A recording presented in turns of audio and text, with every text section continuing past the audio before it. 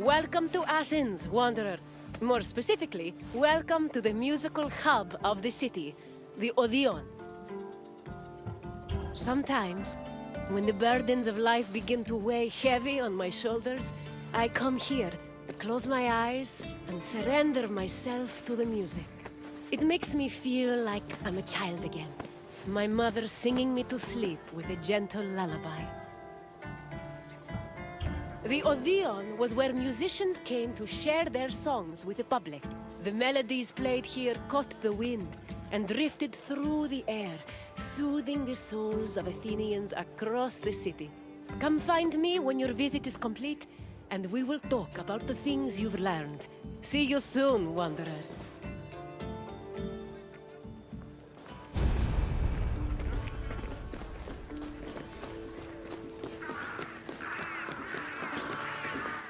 Music played an important part in almost every aspect of ancient Greek life.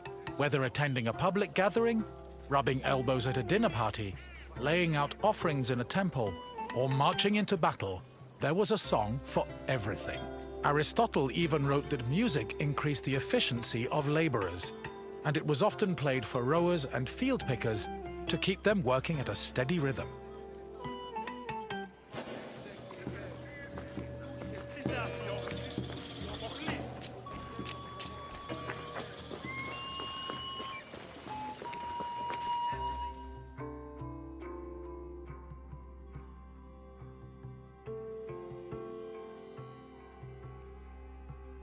Musical contests, or agones, were originally only held during religious festivals. Over time, they became cultural events in their own right, and attracted musicians and spectators from all over the Greek world. For example, the Athenian Panathenea festival featured competitions for instrument playing and poetry recitation. The Dionysia festival included contests between groups of male singers to see who could best perform a dithyramb, a merry hymn in honor of the god Dionysus. While these contests could be attended by all, women weren't allowed to compete in them. In the early days of the competitions, winners only received a crown and an ego boost for their talents. But from the Hellenistic period onward, the rewards were upgraded to cash prizes. These prizes were large enough for musicians to make a fortune, especially if they moved from festival to festival.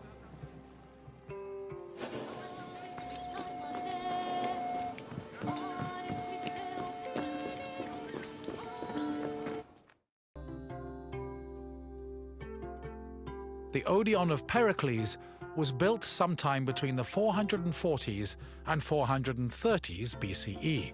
The building was commissioned by Pericles for use in the Panathenea festival. The Odeon was also a venue for poetry readings, political rallies, and philosophical performances.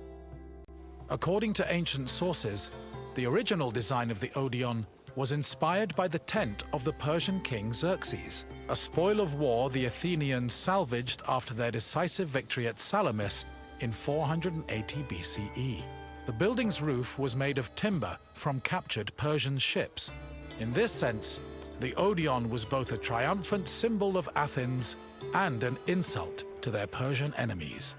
This structure was considered one of the grandest architectural accomplishments of ancient Athens.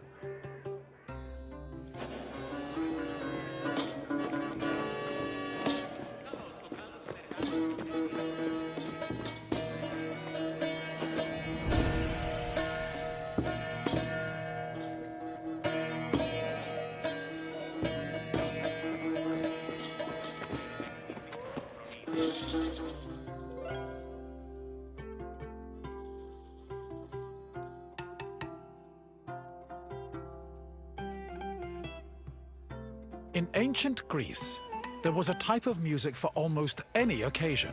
Complicated songs like hymns, paeans, and dithyrambs were meant for the ears of the gods, and as such were usually played during religious ceremonies and civic life. Meanwhile, a hymneus was a song performed at weddings, and a threnody accompanied funeral processions. For more merry occasions like symposia, scholia were the soundtrack of choice. However, Drama was considered the epitome of artistic expression, since it combined songs with poetry, dance, acting, and costumes. Plays were thought to be the connection between mortals and gods, and the songs that accompanied them, especially those from the tragedies of Euripides, often became huge hits in the rest of Greece.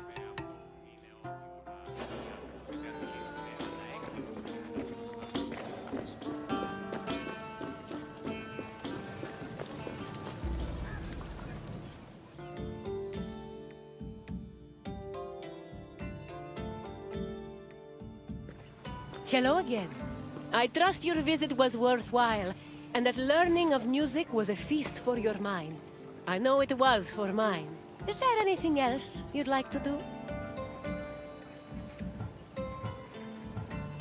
Farewell, wanderer. I hope you enjoyed the sweet sounds of the Odeon.